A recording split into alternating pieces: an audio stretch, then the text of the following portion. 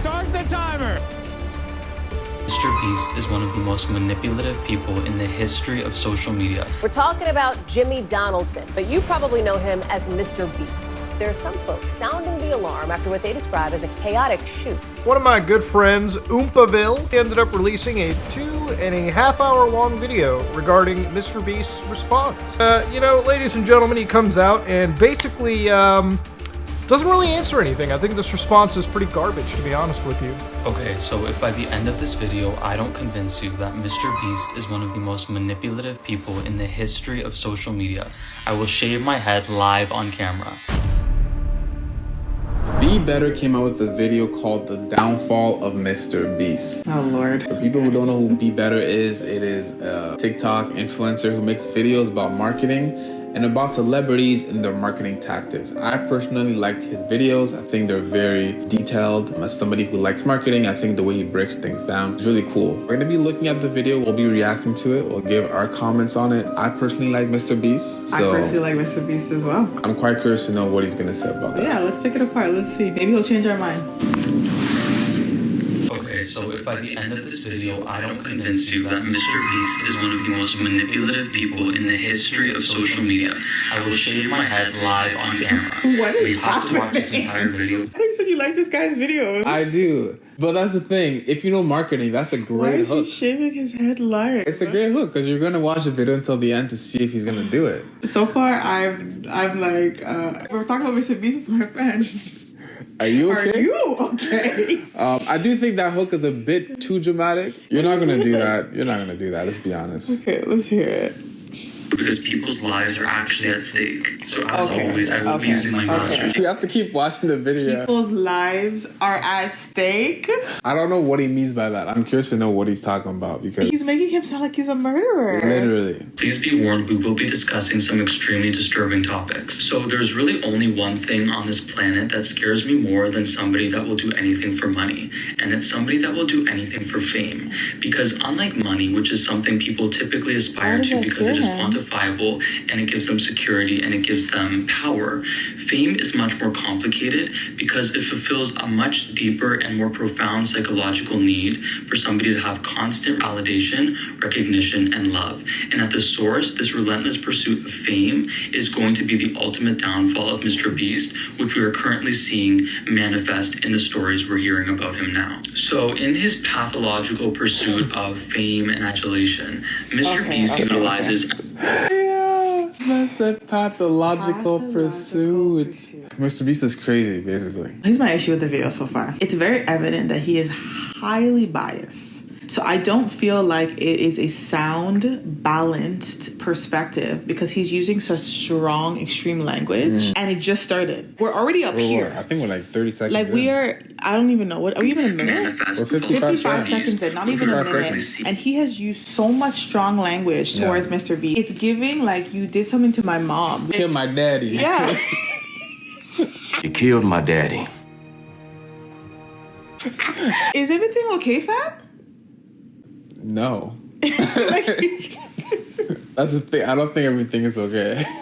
I will say, though, he's made some strong points about fame and how it takes you on this continuous cycle, this continuous journey of chasing something that you might never really obtain. Because it's that concept of, like, we always want more than what we have. So it is a concerning thing. It does cause most people to fall. He's not wrong about that. But it's the way he twisted it to say, like, this makes him, like, what did he call it? Like a maniac or I can't remember. It's a pathological. He's on a pathological pursuit of fame. I'm not saying that's true, but now that I think about the statement, I can see why someone could say that. I gotta hear more. Yeah. Because the thing is, to me, if you are a Mr. Beast, for example, even if you're just any kind of influencer or artist, you aren't in a pursuit of fame to a certain extent. Yeah, you have to continue to maintain your fame, your reputation. But I think why somebody would say that about Mr. Beast is because if you watch Mr. Beast's videos, he's obsessed. And he says he uses that kind of language. Like, he's obsessed with always doing better. He wants his videos to always, like, perform better. You know, he spends more money every video, which I don't necessarily see anything wrong with that because to me, like,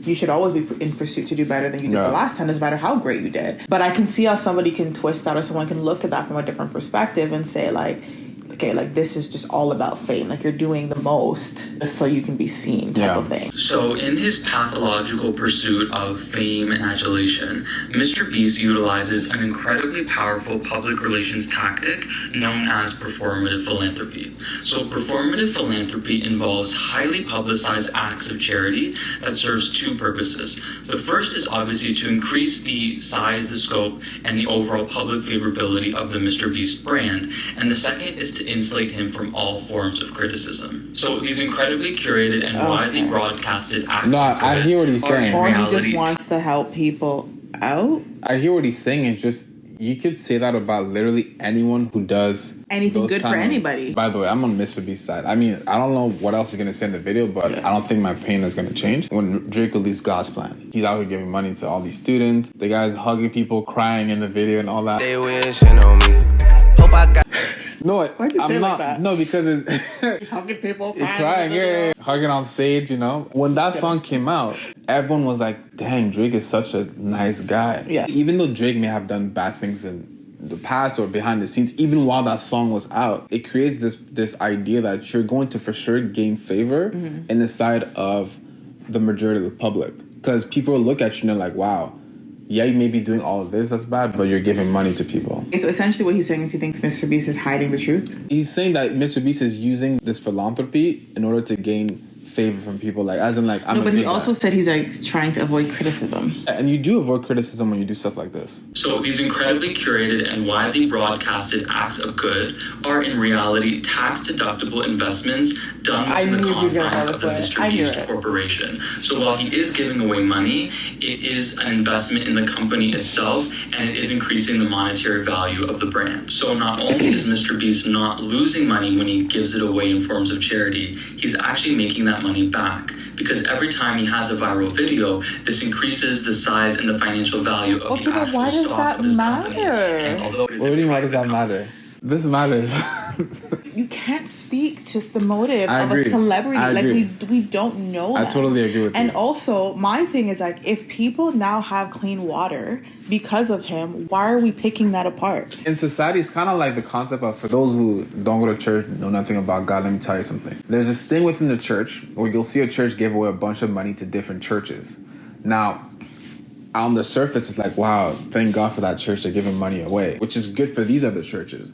But then when you look below the surface for some of these churches, the reason why they're giving money away is because they literally have to give the money away because they're a church. It has to do with taxes. It's pretty detailed, but do you think, okay, I'll give this point after actually. But let me finish this example. The reality is, on the surface, it's great that they're giving money away, but if the motive is you're giving money away because you have to or because you're getting money back. Like it's not out of the goodness of your heart. Exactly. And that's the issue that this guy is having with Mr. Beast. Has he met him? If it's true. It's giving, I know you. So for every $100,000 that Mr. Beast gives away, he gains $500,000 in brand value in the actual stock of the corporation. So not only does this performative philanthropy increase the financial value of Mr. Beast Corporation, but also makes his personal brand bulletproof, because it manipulates his audience into seeing him as inherently good, who aren't able to understand the nuances of these businesses and how they run. And anybody that dares criticize him or question him is dismissed as a hater. And somebody else that has very successfully used performative philanthropy as a public relations tactic is Bill Gates,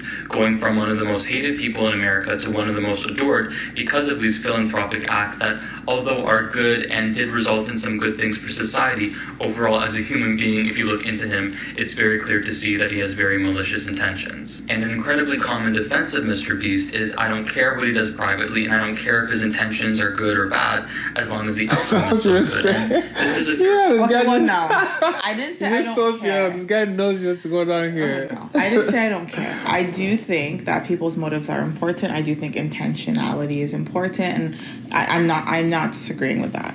Absolutely. But the point that I was making is I do not feel we can speak to that without personal relationship with people or genuine. Of course, maybe if you have a relationship with God, he can give you conviction as to where people stand.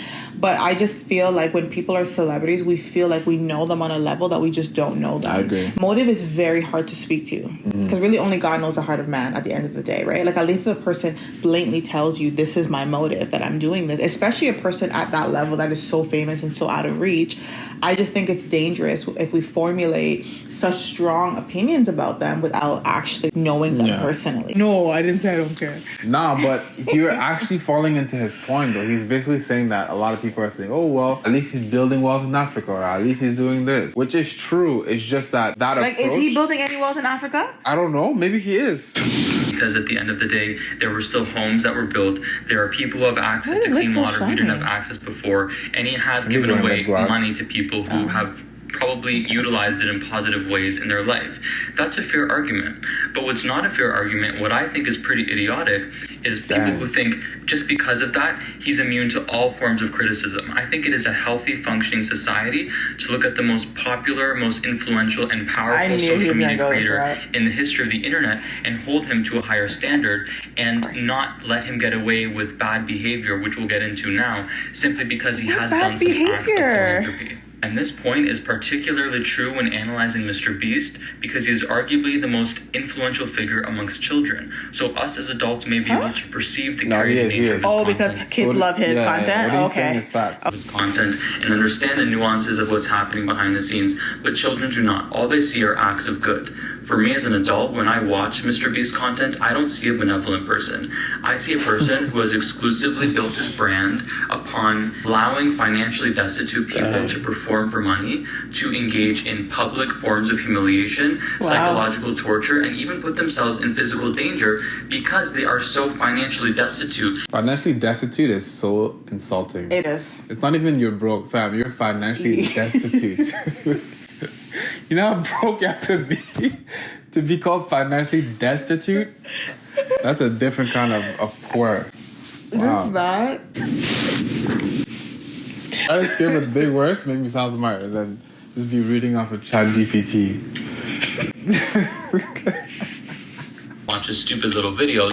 Stupid little video. Okay, he's very passive aggressive. Condescending. Person is having on the younger generations. And speaking of the younger generation, there really is no polite way to say this, but Mr. Beast's best friend of 16 years, Ava Chris Tyson, has now recently been credibly accused of messaging minors, interacting with them inappropriately, and being an actual PDF file. And this is somebody who was heavily involved with the Mr. Beast Corporation for over a decade. Once again, was best friends with Mr. Beast, and was even his right-hand man for a very long period of time. And then also very shortly, temporarily, his right-hand woman. That's crazy. There is no greater example to me of what I said in the first half of this video that Mr. Beast is immune to criticism. Mr. Beast actually hurt your mom's feelings. Like, this is what this is giving. This is giving you talked about my mama. Like I said, the right-hand woman. What is going on? Like, why did you have to make that comment? He's very, like, sarcastic. He knows what he's doing. He's actually pretty funny. Yeah, I must give him that. Although we are talking about a different individual, the type of behavior that you enable within your company is very telling, and who you are best friends with is also extremely telling. Think about your best friend, someone you've known for 16 years. You know intimate details about their life. You're going to tell me you didn't know what they're engaging with publicly? Because a lot of these allegations are things that this individual did on a public Discord server, on Twitter, and on videos. Ava Chris Tyson literally posted a video on YouTube where he was promoting the link for people to view Revenge of Jeanette McCurdy. Mr. Beast was aware of these allegations from a very long period of time, and was he it just like a slap in there? No, we had the same reaction. We're like, wait, what? What did we just hear? I'm sure there's a reason why he had that sound in there. Maybe he said something that he shouldn't have said. Akon is going on. You're jokes. You got that joke? Funny. Yeah, that was funny. He stuck with this individual because it was politically inconvenient for him to throw somebody who was recently transgender under the bus. But now that it's getting his own personal brand, he's willing to do anything to save himself. So I do believe, as somebody with a fully developed frontal lobe, that Mr. Beast was well aware that this individual... Oh, no. A fully developed frontal lobe. Somebody give this guy, like... Honestly? Give him his roses. This guy's hilarious. That's like, good. Actually. That's good. He's dissing all of us. He's like, listen, if you have a fully developed frontal lobe... Basically, he's saying, at your big age... You should know that this guy is not legit. that Mr. Beast is not legit. Jewel was a child predator, and I honestly don't think that he cared until it threatened the actual only thing he cares about, which is his public perception. And he's also displayed a complete disregard for his impact on children through his illegal lottery schemes. So this was actually something that I learned about from an ex-Mr. Beast employee who posted a very thorough YouTube video I'll put here. Everybody should go and watch it. And one of the things he discussed was that an individual who worked at Mr. Beast Corporation actually publicly admitted that the chocolate company Feastables is 70% a lottery and 30% a chocolate company. Learning this was extremely alarming to me because there are very valid reasons why there are such strict FTC guidelines against illegal lotteries and against advertising gambling to children. So the fact that this is how Mr. Beast perceives his company and just has a total disregard for what it could mean on a mass scale to introduce addictive gambling behaviors to his very young impressionable audience just shows me the type of person that he is. It's unethical and it's dangerous. But how can I even be surprised at this point when exploiting the hopes and the dreams of his audience is exactly how he's become the most subscribed to YouTuber in the history of the world? Maybe I'll be the one that gets the Ferrari. Maybe I'll be the one that gets on the next Mr. Beast video and wins a chocolate factory. You won't be, because as exposed in that video I mentioned previously, he exclusively chooses friends and family members to engage in these activities and even hires actors for his videos. It's all an illusion. And this entire illusion around his persona has been driven by his insatiable desire for fame, which is manifested into the only obvious conclusion, where he has now had to escalate his content to more dangerous levels to the point that people's safety is now being put at risk. Which brings us to the allegations surrounding the Mr. Beast games, which I believe is the smoking gun that proves what I have believed all along, which is Mr. Beast does not view people as human beings, but as props to be used. And the proof of this is now that Mr. Beast has been paid $100 million to put together this game show for Amazon Prime, he's running it the exact same way he's run all of his YouTube videos, with a flippant disregard for people's emotional and physical safety. The only difference now is that because it's on a larger scale, he is subject to more scrutiny, and it's being done with an official streaming platform. He is subject to legal, to HR, and to unions that are all freaking out because people are not receiving their medication, they're having seizures, there are hospitals being overrun with people who are having broken bones, because this is what happens when we allow somebody to remain unchecked for such a long period of time. This did not happen in a vacuum. This was the obvious trajectory and the end conclusion to somebody who is never held accountable because they're seen as this amazing philanthropist when they're not. And these games are still going on as we speak. So I strongly believe that someone needs to step in immediately before an actual tragedy happens. It's reminding me exactly of what happened with David Dobrik, who had such a disregard for his friend's safety that he escalated his content to the point that it almost unalived one of them. And there are actually many parallels between David Dobrik and Mr. Beast. The only difference is that Mr. Beast is significantly smarter, which is why he's gotten away with this behavior for such a longer period of time. So let this be a reminder that if you like an influencer like Mr. Beast, holding them accountable is not negative. It's actually the very thing that will prevent their downfall, because anyone with this much fame and this much power who goes unchecked for such a long period of time will inevitably live long enough to see themselves become the villain. I respect you for being informed and doing the research. I don't agree with your perspective. I think there are certain things that you're saying that are just assumptions. You're just assuming that that's who he is. You're just assuming that he's an evil person, that he's manipulating all these people. And as much as, yes, there may have been, for example, you said there was an ex-employee who came out and said XYZ. I'll be real with you. I rarely believe stories of ex-employees when it comes to any kind of people are organizations. Always going to have a negative perspective. And we don't know how maybe he says how he got fired, but we don't know the real story of how he got fired. You gotta hear both sides. And if he got fired and he's offended, then of course he's going to run with a story that may not even be true. And this is not even just for me, this is for anyone who just strongly critiques people who are in higher positions, places, anywhere, any position of fame.